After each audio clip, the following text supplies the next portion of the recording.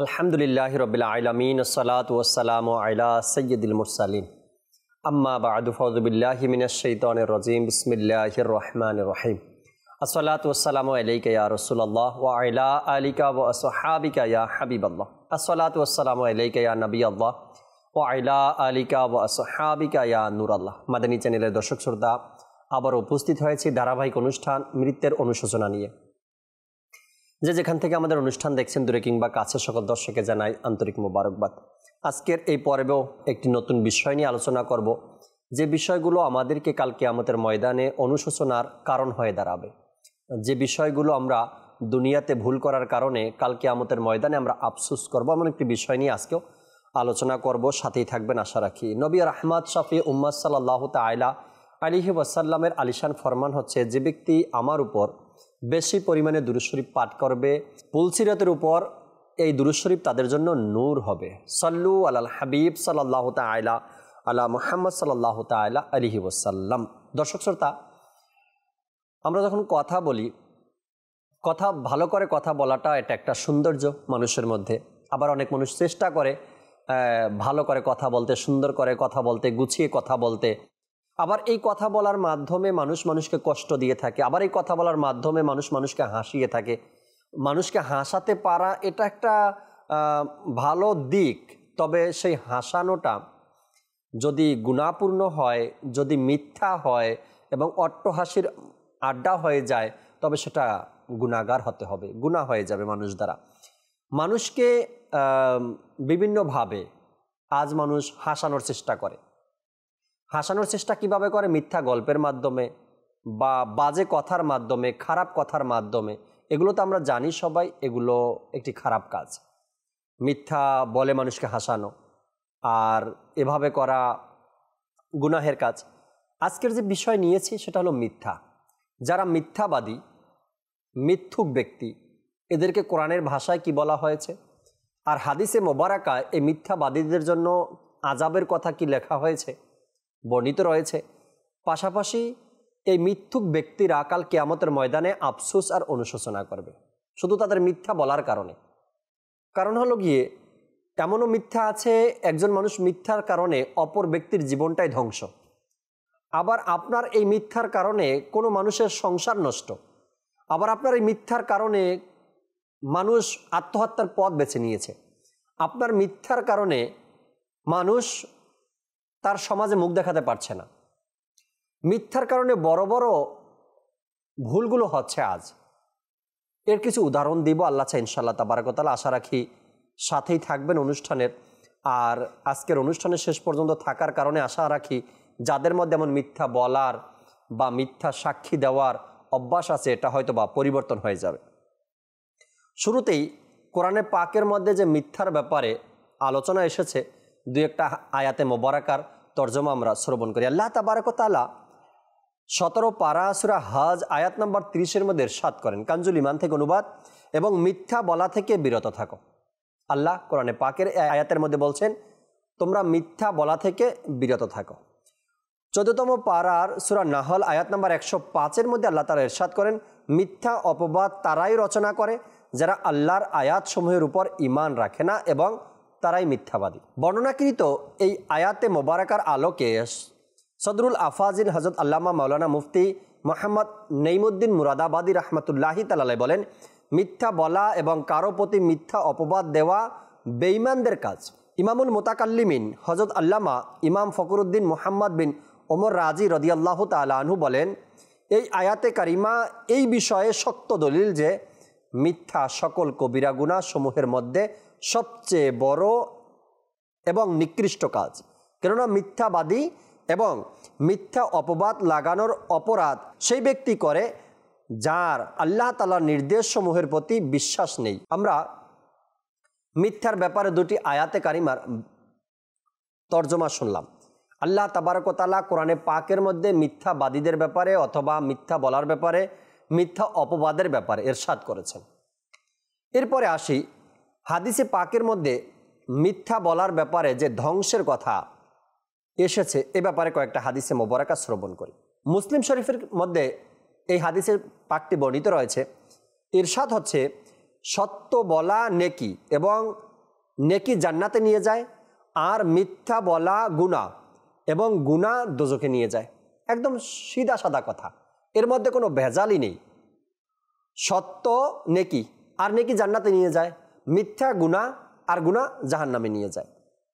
বুখারী শরীফের একটা হাদিসে মোবারকা, দর্শক শ্রোতা, ইরশাদ হচ্ছে, নিশ্চয়ই সত্যবাদিতা নেকির দিকে নিয়ে যায় এবং নেকি জান্নাতের দিকে নিয়ে যায়, আর নিশ্চয়ই বান্দা সত্য বলতে থাকে, এমনকি আল্লাহ তাআলার নিকট সিদ্দিক অর্থাৎ অত্যাধিক সত্যবাদী হয়ে যায়।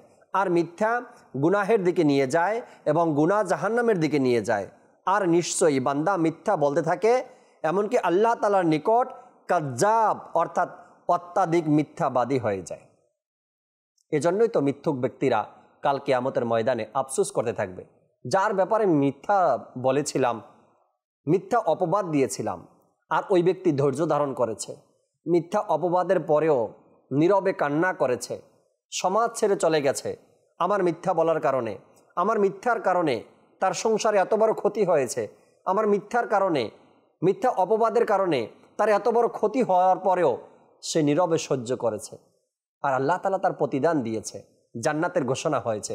আর আমি মিথ্যুক, আজ আমি অপমানিত, অপদস্থ এবং জাহান্নামের ঘোষণা আসা পর্যন্ত অপেক্ষা করছি, আর আফসোস করতে থাকবে সেখানে বসে। আরেকটি হাদিসে পাকের মধ্যে নবী করিম রাউফুর রহিম সাল্লাল্লাহু আলাইহি সাল্লামের দরবারে এক ব্যক্তি উপস্থিত হয়ে আরজ করল, ইয়া রাসূলুল্লাহ সাল্লাল্লাহু তাআলা আলাইহি ওয়াসাল্লাম, জাহান্নামে নিয়ে যাওয়ার মতো কাজ কোনটি? ইরশাদ করলেন, মিথ্যা বলা। যখন বান্দা মিথ্যা বলে তখন গুনাহ করে, এবং যখন গুনাহ করে তখন অকৃতজ্ঞতা প্রকাশ করে, আর যখন অকৃতজ্ঞতা প্রকাশ করে তখন জাহান্নামে প্রবেশ করে নেয়। ইসলামী ভাইরা, মিথ্যা কেমন গুনাহ হয়ে থাকে এবং মিথ্যার কারণে মানুষ কতটা নিন্দুক হয়ে থাকে, নিন্দার পাত্র হয়ে থাকে দুনিয়াতে এবং আখেরাতে। আরেকটা হাদিসে মোবারক আপনাদের সাথে শেয়ার করি। নবী করিম সাল্লাল্লাহু তাআলা আলাইহি ওয়াসাল্লামের ইরশাদে কারিমা, স্বপ্নে এক ব্যক্তি আমার নিকট এলো এবং বলল, চলুন। আমি তার সাথে চলা শুরু করলাম। আমি দুজন মানুষকে দেখলাম, তাদের মধ্যে একজন দাঁড়ানো, অপরজন বসা ছিল।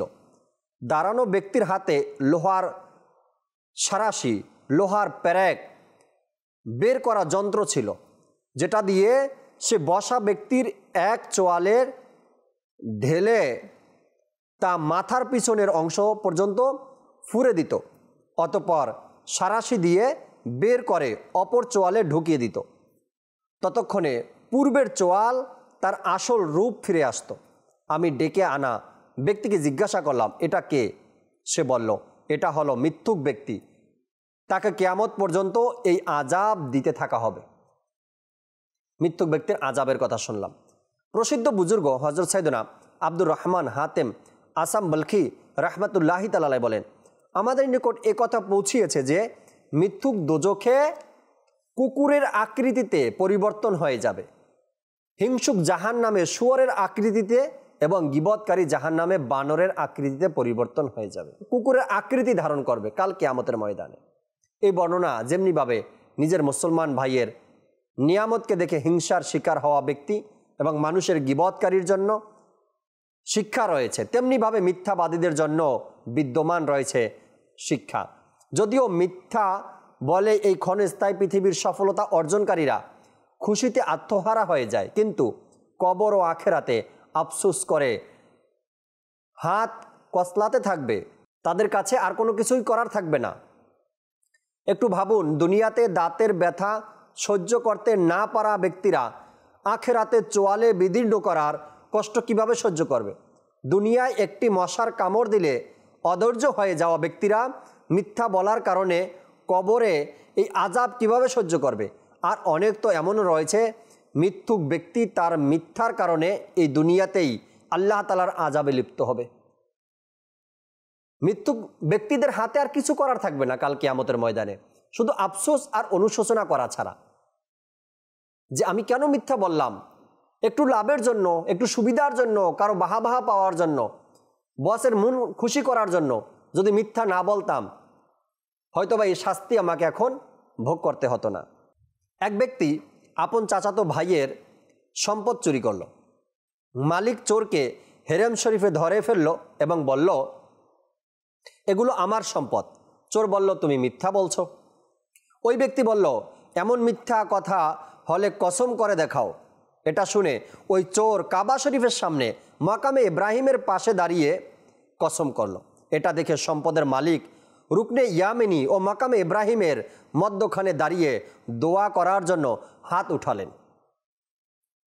আর দোয়া করে হাত নামানোর আগেই চোর পাগল হয়ে গেল এবং মক্কা শরীফে এভাবেই চিৎকার করতে লাগলো, আমার কি হয়ে গেল, এ সম্পদের কি হয়ে গেল এবং সম্পদের মালিকের কি হয়ে গেল। এই সংবাদ আল্লাহ তাআলার প্রিয় নবী সাল্লাল্লাহু আলাইহি সাল্লামের দাদা জানের নিকট পৌঁছালো। তখন তিনি রাদিয়াল্লাহু তাআলা আনহু তাশরিফ আনলেন এবং ওই সম্পদ একত্রিত করে যার সম্পদ ওই ব্যক্তিকে দিয়ে দিলেন, আর সে তা নিয়ে চলে গেল। অতঃপর সে চোর পাগলের মতো দৌড়তে এবং চিৎকার করতে শুরু করে দিল এবং একটি পাহাড়ের দিকে সে চলে গেল, আবার সেখানেই মারা গেল, আর জঙ্গলের জীবজন্তু তাকে খেয়ে ফেলল। এ ছিল মিথ্যা ব্যক্তিদের অপমান দুনিয়াতেই। প্রিয় ইসলামী ভাইরা, আপনি জানেন যেটা তো মিথ্যা। এক ব্যক্তি হুজুর আকরাম সাল্লাল্লাহু তাআলা আলাইহি ওয়াসাল্লামের খিদমতে উপস্থিত হলো এবং আরজ করলো, আমি আপনার প্রতি ঈমান আনতে চাই, কিন্তু আমি মদ পান, কুকর্ম, চুরি এবং মিথ্যার প্রতি আকর্ষণ অনুভব করি। আর লোকেরা এটা বলে যে আপনি সাল্লাল্লাহু তাআলা আলাইহি ওয়াসাল্লাম এই বিষয়গুলোকে হারাম বলেন, আর আমার মাঝে এই সকল বিষয় ছাড়া বাঁচার ক্ষমতা নেই।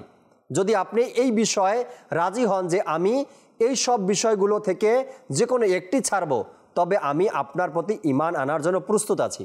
নবী করিম সাল্লাল্লাহু তাআলা আলাইহি ওয়াসাল্লাম ইরশাদ করলেন, তুমি মিথ্যা বলা ছেড়ে দাও এবং ঈমান আনো। নবী করিম সাল্লাল্লাহু আলাইহি সাল্লাম সকল গুনাহ থেকে একটা নির্ধারণ করে দিলেন, তুমি মিথ্যা বলা ছেড়ে দাও এবং ঈমান আনো। সে এই বিষয়টি গ্রহণ করে নিল, মুসলমান হয়ে গেল। যখন নবী করিম সাল্লাল্লাহু আলাইহি সাল্লামের কাছ থেকে চলে গেল, তখন তাকে মদ পরিবেশন করানো হলো। সে চিন্তা করতে লাগলো, আমি মদ পান করি, আর নবী করিম সাল্লাল্লাহু আলাইহি সাল্লাম যদি আমাকে মদ পান সম্পর্কে জিজ্ঞাসা করে আমি মিথ্যা বলে দেই, তবে ওয়াদা খেলাফি হবে। আর যদি আমি সত্য বলি, তখন নবী সাল্লাল্লাহু আলাইহি সাল্লাম আমাকে শাস্তি দিবেন। এ কথা ভেবে সে মদ পান করা ছেড়ে দিল। অতঃপর তার কুকর্ম করার সুযোগ আসলো, তখন সে মনে মনে ঠিক করলো, ঠিক সেরূপ খেয়াল আসলো, সুতরাং সে এই গুনাহ ছেড়ে দিল। অনুরূপভাবে চুরির সম্পর্কেও অতঃপর সে রসুল আকরাম সাল্লাল্লাহু আলাইহি সাল্লামের খেদমতে উপস্থিত হলো এবং বলতে লাগলো, ইয়া রাসূলুল্লাহ সাল্লাল্লাহু আলাইহি সাল্লাম, আপনি অনেক ভালো কাজ করেছেন যে যখন থেকে আমি মিথ্যা বলা থেকে বিরত থাকলাম, তখন থেকে আমার সকল গুনাহের দরজা বন্ধ হয়ে গেল। প্রিয় ইসলামী ভাইরা, এ থেকে বোঝা গেল যে মিথ্যা সকল গুনাহের দরজা। যদি আমরা মিথ্যা থেকে বাঁচতে পারি, তবে সকল ধরনের গুনাহ থেকেও বাঁচতে পারব। এই মিথ্যা কিন্তু পারিবারিকভাবে ক্ষতি, সামাজিকভাবে ক্ষতি, রাষ্ট্রীয়ভাবে ক্ষতি। যতক্ষণ পর্যন্ত কোনো ব্যক্তি মিথ্যা বলা ছাড়তে পারবে না, ততক্ষণ পর্যন্ত তার রুজি রোজগার, তার উপার্জন, তার পারিবারিক, তার সামাজিক জীবনটাও কিন্তু অশান্তির একটা জীবন। তার কারণ হলো সে রুজি রোজগার উপার্জন করতে গিয়ে মিথ্যা বলবে, মিথ্যায় অভ্যস্ত। সে ভালো কাজটাকেও মিথ্যার মাধ্যমে সেটাকে খারাপ করে দেবে, নষ্ট করে দেবে। তার কারণ তার মধ্যে মিথ্যা বলার অভ্যাস। সে মিথ্যাকে, মিথ্যার যে শাস্তি রয়েছে বা গুনাহ রয়েছে, কবিরা গুনাহ, এটা যতক্ষণ পর্যন্ত সে বুঝতে পারবে না, ততক্ষণ পর্যন্ত এই হারাম কাজ, এই মিথ্যার মতো জঘন্য কাজ সে করতেই থাকবে। সন্তানের সাথে মিথ্যা বলবে, নিজের স্ত্রীর সাথে মিথ্যা বলবে, নিজের মায়ের সাথে মিথ্যা বলবে, নিজের বাবার সাথে মিথ্যা বলবে, নিজের বসের সাথে মিথ্যা বলবে, যে কোনো জায়গাতে, যে কোনো স্থানে মিথ্যা বলতে থাকবে। আর সবচাইতে মারাত্মক ক্ষতি হলো মিথ্যা সাক্ষ্য দেওয়া, মিথ্যা অপবাদ দেওয়া। একবার কি চিন্তা করছেন, আপনার মিথ্যা সাক্ষ্য দেওয়ার কারণে আপনি যে সাক্ষী দিলেন, মিথ্যা সাক্ষী, আর এর কারণে একজন মানুষকে অপমানিত করা হয়েছে, সে লাঞ্ছিত হলো, সমাজের কাছে সে দোষী, আত্মীয় স্বজনের কাছে সে দোষী, তাই না? আপনার মিথ্যা অপবাদের কারণে এমন কোনো অপবাদ আপনি দিয়ে দিলেন ওই মানুষটার ব্যাপারে, সে নেককার ব্যক্তি, পাঁচ ওয়াক্ত নামাজি, আল্লাহওয়ালা ব্যক্তি, কিন্তু আপনি তার ব্যাপারে মিথ্যা অপবাদ দিয়ে দিলেন। আর মিথ্যা অপবাদ দেওয়ার কারণে সেই নামাজি ব্যক্তিটা, যে আল্লাহ তাআলার প্রিয় বান্দা, সে সাধারণ মানুষের কাছে লাঞ্ছিত, সাধারণ মানুষের কাছে সে অপমানিত, মানুষকে সে মুখ দেখাতে পারছে না। একটা আল্লাহ তাআলার প্রিয় বান্দার ব্যাপারে আপনি এমন করছেন। কাল কিয়ামতের ময়দানে যখন আপনি দেখবেন না, যার ব্যাপারে আপনি মিথ্যা অপবাদ দিয়েছেন, সে ব্যক্তিটা হাসতে হাসতে জান্নাতে যাচ্ছে, তখন আপনার আর লাঞ্ছনা আর আপনার আর অপমানের শেষ থাকবে বলে? তখন আপনি কোথায় যাবেন? তখন শুধু আফসোস করবেন, হায় আল্লাহ, আমি কি করলাম এই কাজটা। তোমার একজন প্রিয় বান্দার ব্যাপারে আমি দুনিয়াতে মিথ্যা অপবাদ দিয়েছি, মিথ্যা সাক্ষ্য দিয়েছি। আবার আমাদের সমাজের মধ্যে তো এমনও আছে, মিথ্যা সাক্ষী দেওয়ার জন্য টাকাও খাওয়া হয়, টাকা খাওয়ানো হয়। আমার একজন মিথ্যা সাক্ষী দরকার, কাউকে আমি 2000 টাকা 5000 টাকা দিয়ে দিলাম, ভাই তুমি আমার ব্যাপারে আমার পক্ষ নিয়ে একটা মিথ্যা সাক্ষী দিয়ে দাও। এই 2000 টাকার জন্য মিথ্যা সাক্ষী দিলাম, আর একটা মিথ্যা সাক্ষীর জন্য কোনো ব্যক্তির ফাঁসি হয়ে গেল, কোনো ব্যক্তির যাবজ্জীবন কারাদণ্ড হয়ে গেল। একটা মিথ্যা সাক্ষীর কারণে সমাজ থেকে একজন ব্যক্তিকে তাড়িয়ে দেওয়া হলো, মাত্র 2000 টাকা বিক্রি হয়ে গেলাম। আফসোস, কাল কিয়ামতের ময়দানে আপনাকে করতে হবে। জি, আর ওই ব্যক্তির যার ব্যাপারে আপনি মিথ্যা অপবাদ দিয়েছেন, সে ছিল নিরীহ ব্যক্তি, সে ছিল আল্লাহ তাআলার নেককার বান্দা। একজন সাদাসিধা মানুষের ব্যাপারে আপনি মিথ্যা সাক্ষী দিয়েছেন, তার কিছু করার ছিল না, তার সাপোর্ট, তার পক্ষে কথা বলার কেউ ছিল না, কিন্তু আপনার মিথ্যা সাক্ষী দেখে সে তাকিয়ে ছিল আপনার দিকে। আল্লাহ, আমি কোন সমাজে বসবাস করি? আজ এই ব্যক্তি ঘটনার সময় কাছেও ছিল না, অথচ মিথ্যা সাক্ষী দিচ্ছে। সে দেখেও নি, জানেও নি, এই ব্যক্তির মুখটাও আমি কখনো দেখিনি, অথচ সে আমার ব্যাপারে মিথ্যা সাক্ষী দিল। এর জন্য আপনার অবস্থা কী হবে জানেন? আপনি কখনো ভাবছেন, চিন্তা করছেন? না, এমনটা করা ঠিক হবে না। এর জন্য দুনিয়াতে আপনাকে এর খেসারত দিতে হবে, আর আখেরাতে আফসোস আর অনুশোচনা করতে হবে। এছাড়া আর কিছুই করার থাকবে না। দেখবেন আপনি আজ আপনি সন্তানের সাথে মিথ্যা বলছেন, আজ আপনি পরিবারের সাথে মিথ্যা বলছেন, একদিন এই সন্তান, এই পরিবার আপনাকে মিথ্যা গল্প শোনাবে, তখন আপনি শুনবেন আর আফসোস করবেন না, আমিও তো একদিন বলছি এভাবে, আজ আমার সন্তানটা আমার সাথে করছে। না, এভাবে বলিয়েন না। সত্য সবসময় সত্য, আর সত্যটা এতটাই সত্য, এতটাই পবিত্র, আল্লাহ তাআলা পছন্দ করেন সত্যকে। বর্ণিত আছে, হাজ্জাজ বিন ইউসুফ একদিন কিছু বন্দীদেরকে হত্যা করছিল। একজন কয়েদি দাঁড়িয়ে বলতে লাগলেন, হে বাদশাহ, তোমার উপর আমার একটি হক রয়েছে। হাজ্জাজ জিজ্ঞাসা করলো, সেটি কি? তখন সে বলতে লাগলো, একদিন অমুক ব্যক্তি তোমাকে ভালো মন্দ বলছিল, তখন আমি তোমার পক্ষ হয়ে প্রতিরোধ করছিলাম। হাজ্জাজ বলল, এর সাক্ষীকে? ওই ব্যক্তি বলল, আমি আল্লাহ তাআলার দোহাই দিয়ে বলছি, যে ব্যক্তি সেই কথা শুনছিল সেজন্য সাক্ষী দেয়। অন্য একজন কয়েদি দাঁড়িয়ে বলল, হ্যাঁ, এই ঘটনা আমার সামনেই ঘটেছিল। হাজ্জাজ বলল, প্রথম কয়েদিকে মুক্তি করে দাও। অতঃপর সাক্ষ্যদাতার কাছ থেকে জিজ্ঞাসা করল, তোমার কিসের বাধা ছিল যে তুমি এই কয়েদির মতো আমার পক্ষ হয়ে প্রতিবাদ কেন করনি?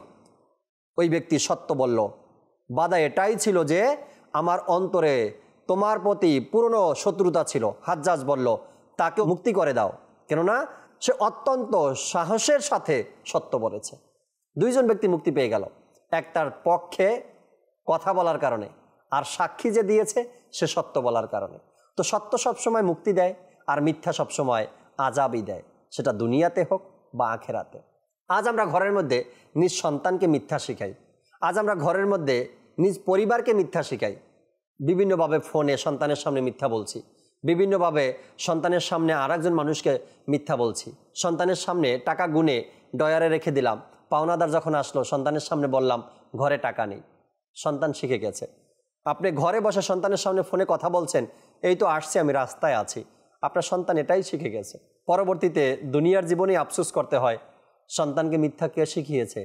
আমি আর আপনি শিখিয়েছি। এমন মিথ্যা ব্যক্তির জন্য দুনিয়াতেও লাঞ্ছনা আর আখেরাতেও লাঞ্ছনা।